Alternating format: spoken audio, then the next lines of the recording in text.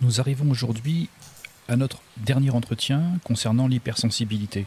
Et aujourd'hui, nous allons passer en revue 9 conseils pratiques que vous pourrez mettre en place dans votre vie de façon à ce que l'hypersensibilité ne soit plus un obstacle, mais simplement un trait de caractère intégré à l'ensemble de votre personne. Il n'y a pas à guérir de l'hypersensibilité parce que ce n'est pas une maladie. Ça ne se soigne pas non plus, mais ça s'éduque. Et plutôt que d'en être victime, il est possible d'en être responsable. De sorte que l'hypersensibilité peut rester une faculté au service de la personne, participant à son épanouissement, sans devenir pour autant le centre de toute son attention, de toute sa vie. Alors on restera vulnérable, certes, mais on peut aussi mettre à distance ce qui, dans cette faculté, peut parasiter la vie au quotidien. J'avais utilisé la comparaison avec une ville dans laquelle l'hypersensible vivrait sans être protégé par des murs, un toit, et tout ça le rendrait vulnérable à toutes les émotions qui l'entourent ou à toutes les intempéries, si vous voulez. Et bien, dans ces aménagements, on va permettre de remettre des murs avec des fenêtres, des portes qui ferment avec un toit qui permettent de prendre de la hauteur et se retrouver chez soi sans parasitage. Nous avons vu plusieurs fois que l'hypersensibilité repose sur des habitudes. Je propose de déplacer certaines d'entre elles pour vous permettre de vivre, d'éprouver plus de choix dans votre vie quotidienne en réalité. Vous pourrez donc mettre en place tous ces 9 conseils ou seulement certains d'entre eux. Si vous les mettez en place en quelques jours ou quelques semaines tout au plus, vous constaterez déjà des résultats. Et éventuellement, merci de mettre en commentaire le résultat de vos essais et n'hésitez pas à m'écrire ce qui aura été l'aménagement le plus facile ou au contraire le moins simple à mettre en place. Je vous remercie d'avance pour ça. Le premier conseil concerne le lever. Nous avons déjà comparé le réveil à une sorte de rond-point et débouchant sur la rue principale, qui serait notre vie quotidienne consciente. Le conseil pratique que je vous propose, c'est de sortir du rond-point et de le laisser derrière vous pour vivre votre vie. Faites confiance à toutes les instances intérieures qui sont en vous, au-delà du rond-point, pour continuer à vous permettre de vivre votre vie dans votre rue harmonieusement. En gros, fichez-vous la paix. Et en d'autres termes, et concrètement, ne traînez pas au lit, levez-vous et passez rapidement à des actions. Commencez par des rituels du matin, on peut en profiter pour se concentrer sur des gestes précis sur lesquels on concentre sans rester dans des rêveries, préparer le petit déjeuner, ranger, etc. Je vais y revenir dans un instant. L'idée, si vous voulez, c'est de se lever rapidement dès qu'on se réveille, tout simplement. Conseil numéro 2, justement, les activités quotidiennes. Je vous propose de choisir parmi les activités les plus habituelles pour vous concentrer sur ce que vous faites. Ça peut concerner par exemple faire le lit, préparer un repas, faire la vaisselle, etc. Vous voyez, des choses très simples qu'on fait généralement sans réfléchir. Et d'en profiter pour concentrer votre attention sur ce qui est la réalité objective plutôt que de laisser son imagination vagabonder juste à ce moment-là. Donc vous pouvez faire pour une seule activité pour commencer, par exemple lorsque vous faites la vaisselle, portez votre attention sur les gestes que vous faites et uniquement cela. Ça peut vous paraître un peu étrange ou infantilisant, mais au début vous pouvez même ajouter mentalement la description de ces gestes. Je prends l'assiette sale, la frotte, je la rince, je la pose, etc. De façon à ce que vos pensées soient vraiment concentrées sur ce que vous faites. Bon, après vous n'êtes pas obligé de raconter ce que vous faites non plus. Vous voyez, vous vous concentrez, vous faites attention aux gestes que vous faites. Et en appliquant cette façon de faire au moins à une activité habituelle, c'est déjà bien. Et un conseil aussi, faites-le plusieurs fois, une fois. C'est-à-dire une activité par jour, puis la même activité le jour suivant, puis le jour encore suivant, etc. pendant une semaine. Si cette attitude d'attention devient une habitude, vous aurez regagné en disponibilité. Conseil numéro 3. Prendre des décisions raisonnées. Si nous avons à prendre des décisions, tentez de raisonner, sans se référer à ce qui est senti, au feeling si vous voulez, mais à ce qui est rationnel. Par exemple, pour faire les courses, vous pouvez préparer une liste à l'avance, avec ce qui est nécessaire évidemment, et vous éliminez déjà les choix qui sont faits par idéologie, du genre c'est parce que c'est bon pour mon karma. Ça vous riez, ou en plus, vous supprimez de la liste quelque chose qui est une habitude mais qui n'est pas bon pour vous. L'alcool, les bonbons par exemple, et qui correspondent, pour les identifier c'est facile, c'est ce qui correspond à des moments de rêverie, ou entre guillemets de consolation. Donc une fois que cette liste est prête, vous vous tenez à cette liste lorsque vous faites vos courses, et vous ne cédez pas à des achats impulsifs. Et au retour des courses, vous constatez si votre capacité à prendre des décisions raisonnées a remporté ou non cette victoire. Vous recommencez, si vous n'avez pas réussi, c'est pas grave. Si vous avez réussi, tenez-vous à essayer de reprendre l'habitude de prendre des décisions raisonnées, éventuellement sur des contextes un peu plus larges que faire les courses, dans des domaines différents, vous voyez. Et si vous prenez de nouvelles habitudes autour du fait de prendre des décisions de manière raisonnée et non plus au feeling, vous allez vous rendre compte que vous reprenez confiance en vous. Vous allez voir. Essayez, vous verrez. Au bout d'une semaine, faites le point sur cette capacité à prendre des décisions raisonnées. Conseil 4, les fréquentations. Là, c'est un gros dossier. Dans les fréquentations avec les autres, je vous propose de ménager des rencontres qui soient occasionnelles et détachées. Et je vais un peu développer. C'est-à-dire, en fait, sans être trop les uns sur les autres. Il faut éviter l'habitude des relations fusionnelles dans un contact permanent. C'est ça l'idée principale, mais ça peut se décliner. Par exemple, concrètement, libérez sur votre agenda quelques plages dans la semaine au cours desquelles vous accepterez de côtoyer des personnes avec plaisir. L'idée est que le contact soit occasionnel et vous permette de vraiment profiter des rencontres. Dans le même ordre d'idée, prenez l'habitude de couper votre smartphone, l'accès aux réseaux sociaux, aux mails, etc. Et ne serait-ce que 2 ou 3 heures par jour, ou à certaines heures. Par exemple, vous allumez votre smartphone seulement 1 heure après votre réveil et vous l'éteignez 1 heure avant de vous coucher. Vous voyez ce genre de disposition. Voilà pour ce que j'appelle des relations occasionnelles. Plage sur les agendas et puis des horaires par intermittence vis-à-vis de votre téléphone portable ou de votre ordinateur. Maintenant, les fréquentations détachées, ça veut dire quoi? Ça veut surtout pas dire indifférentes, mais ça va dans le même sens que non fusionnelles. Concrètement, d'abord commencez par ne pas anticiper vos rencontres, surtout si elles sont informelles, amicales, familiales. Si vous voyez que vous y pensez à l'avance en imaginant des déroulements, etc., prenez le parti d'en rire et dites-vous que vous verrez bien une fois que vous y serez. Tout simplement. Mais aussi, une fois sur place, restez simplement à votre place.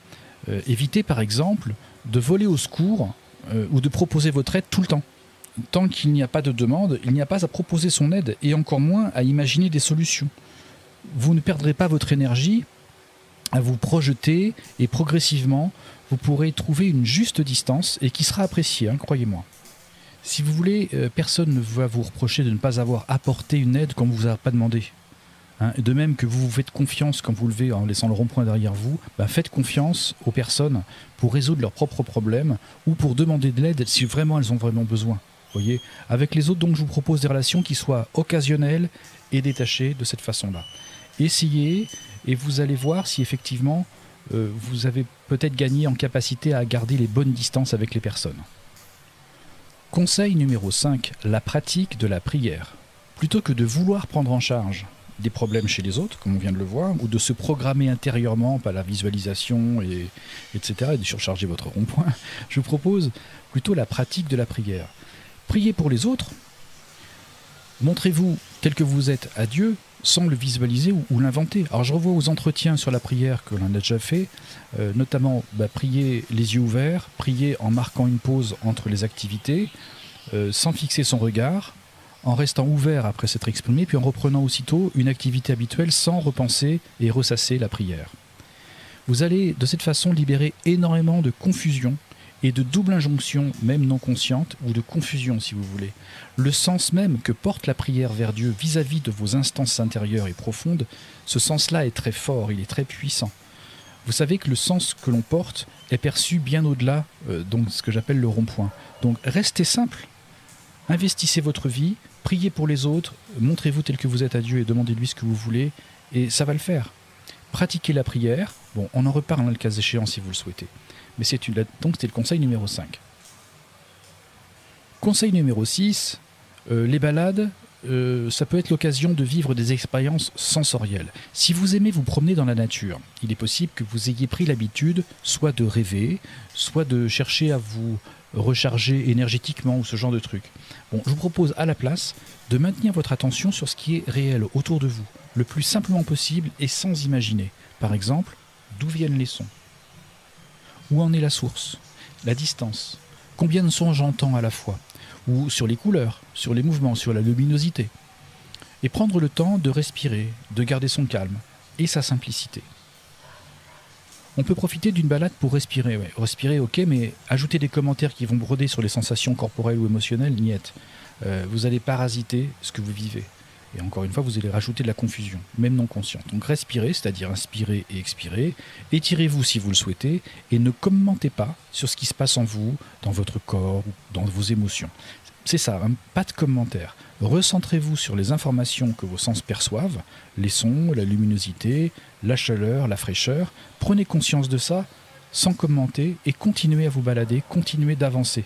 C'est au sens propre comme au sens figuré. Si vous arrivez à faire une balade entière simplement sur ces bases simples, vous allez en constater les bénéfices. Alors je reconnais que c'est un défi, mais faites-vous confiance, vous pouvez y arriver.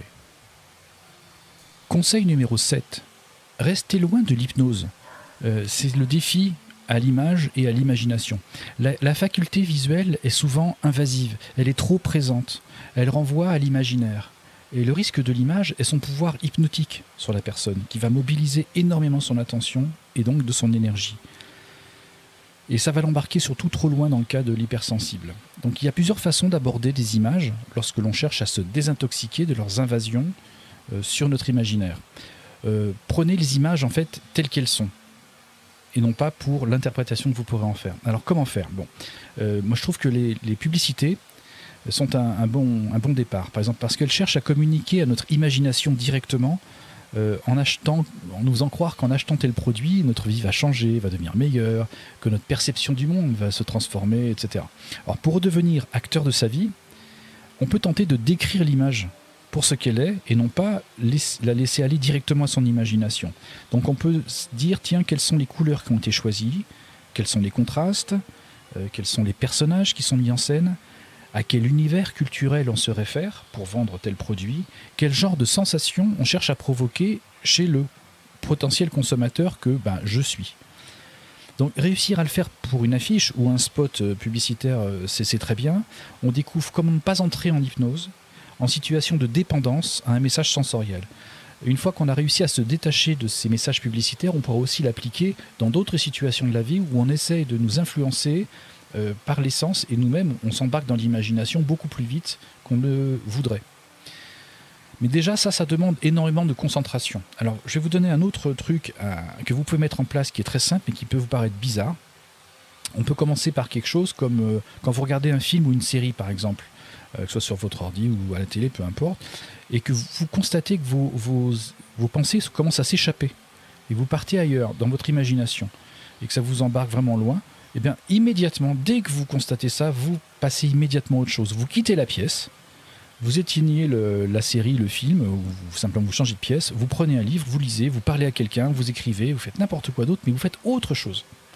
Et si ça vous frustre de faire ça, donnez-vous votre choix. Soit vous êtes à ce que vous faites et vous regardez votre série et votre film, soit vous faites réellement autre chose. Voyez, mais vous ne laissez pas embarquer et hypnotiser par les images qui vous feraient penser à autre chose. Je ne parle pas d'un film qui va vous transporter ailleurs. Je parle que quand on regarde un film, on va partir ailleurs que dans le film pour vivre autre chose. Dans le même ordre d'idée, je vous conseille d'éviter les états modifiés de conscience. Je parle de l'hypnose. Tout ce qui va abaisser votre niveau de vigilance, si vous voulez, en dehors du sommeil naturel. J'en ai parlé la dernière fois, donc je prépare une autre série en plus d'entretiens sur ce sujet. Je ne m'attarde pas davantage. Vous voyez à quoi je peux faire référence. C'est le conseil numéro 7. Le conseil numéro 8, c'est le besoin de se ressourcer. Si vous avez déjà l'habitude de rester seul, en cherchant à vous ressourcer, plutôt que de chercher à harmoniser vos chakras ou à rééquilibrer vos énergies par exemple, je vous propose le silence, de rechercher le silence, et de s'isoler du bruit et du monde et de ses idéologies, en se recentrant sur soi et sans se raconter d'histoire. Se fier en fait à son fort intérieur et à sa conscience en état de veille, et en utilisant aussi son sens critique plus que sa capacité à rêver ou à élucubrer. Donc, d'une pratique que vous pouviez avoir consistant à vous promener dans la campagne pour vous détendre ou vous recharger, je vous conseille en fait, d'une part, de faire des balades qui pourraient être une occasion de faire une expérience sensorielle naturelle, d'une part, et d'un autre côté, je vous propose d'aller vers une expérience du silence, de l'apaisement. Et quand je parle de silence, je pense surtout à un lieu de retraite spirituelle. Toujours, dans les deux cas, en laissant votre imagination de côté, c'est-à-dire sans que ces moments ne soient parasités par un système artificiel de lecture du monde qui va profiter de vos états passifs ou de conscience pour reprogrammer profondément la perception de ce que nous sommes. Et autant les balades qu'une retraite spirituelle peuvent permettre de se réapproprier sa vie, de lui retrouver un sens, au-delà des rêveries ou des noyades dans le monde psycho-émotionnel, si vous voulez. Il existe plein de lieux proposant des retraites spirituelles. De tels lieux ont l'avantage d'être fréquentés par des personnes qui ont une vie aguerrie au côtoiement du silence, et ces personnes ont bien souvent une solide expérience du bon sens, et ça peut vous être très utile. Accessoirement, avoir des échanges avec ces personnes donnera souvent un exemple justement de relations détachées, comme je parlais tout à l'heure. Ce qui peut vous donner aussi des quelques éléments d'imitation, du moins d'une attitude qui est souvent saine. Et ils vont pas, eux, vous raconter je peux pas te décrire ce que tu ne connais pas, ou bien t'es pas assez éveillé sur le plan spirituel pour comprendre ce que je fais, etc. Vous voyez ce que je veux dire? Bon, ben voilà. Peut-être pourrez-vous mettre en place ce conseil de retraite spirituelle seulement après quelques semaines d'application des autres conseils qui figurent aujourd'hui, pour les compléter ou les parachever de manière plus féconde. Parce que si vous faites trop tôt une retraite spirituelle avec l'imagination qui est chauffée à vif et qui n'est pas encore apaisée, vous risquez de passer à côté de l'expérience de silence que je vous propose, et qui est vraiment la plus importante en réalité. Donc faire une retraite spirituelle n'est pas facile, hein. C'est pourquoi je suggère de choisir ne serait-ce d'abord que quelques heures, et dans un lieu où vous allez rencontrer des personnes qui sont aguerries. Restez sobre dans votre ambition, n'exagérez pas. Vous êtes un hypersensible qui réapprend le sens de la mesure. Enfin, 9e et dernier conseil, l'utilisation des compétences dans le monde réel. Au-delà de ces routines que je viens de décrire, qui permettent de mobiliser votre attention et votre libre arbitre, on peut aussi utiliser ces compétences qui touchent certes l'intellect, mais aussi par les mains, par des rencontres, par des actes concrets. Le corps est aussi engagé. Alors que vous ayez un travail, un métier, un don, peu importe, je vous propose de l'exercer. Et vous pouvez faire des erreurs, hein. Ce que vous produirez sera toujours perfectible d'une part et critiquable d'autre part. Mais si ça ne se traduit pas, vous privez le monde de votre travail, de votre métier, de votre don, etc. Donc, et de fait, hein, le sens de cette inaction est un refus et une stérilité. Lorsque vous vous endormez et que vous vous réveillez chaque jour, quelque chose manque. Et si vous ne produisez rien, ce qui manque dans votre vie, c'est peut-être ce que vous allez chercher au-delà du rond-point dans les états modifiés de conscience, mais en fait, tout simplement, c'est vous. C'est votre vie concrète, votre vie réelle, votre vie à l'état de conscience objective. C'est la rue de votre vie quotidienne. Vous comprenez ce que je cherche à vous dire ?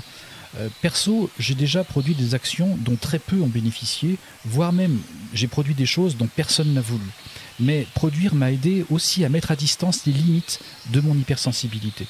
Et c'est par la confrontation au réel et de nos savoir-faire, ou de nos limites de nos savoir-faire, et avec la prise de risque que ça représente, de faire, ça permet aussi à nos émotions de se réguler, de se calmer. La peur de mal faire, par exemple, ou la colère ou la frustration, ne sont pas des problèmes, du tout.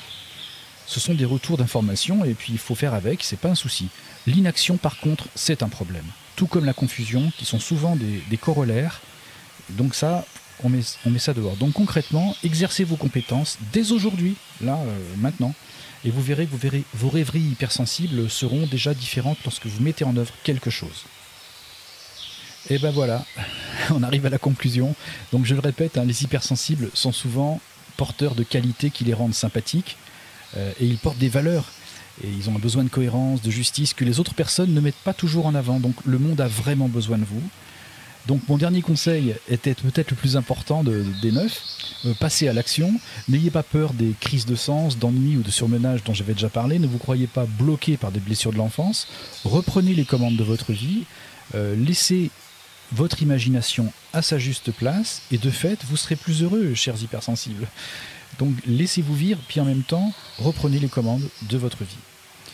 Ainsi s'achève notre série d'entretiens sur l'hypersensibilité, et je vous remercie très sincèrement de votre patience, de votre attention et de votre confiance. Merci pour les témoignages de sympathie que je reçois, pour les questions et remarques diverses, ça me fait très plaisir. C'était la dernière série avant que je parte en vacances, donc j'enverrai un petit message en vue de la rentrée, et un message dans lequel je parlerai certainement de la prise en compte justement de ce que je vais faire par rapport à vos différents commentaires, vos questions et vos remarques. Donc on s'arrête là pour le moment. À bientôt. Allez, salut.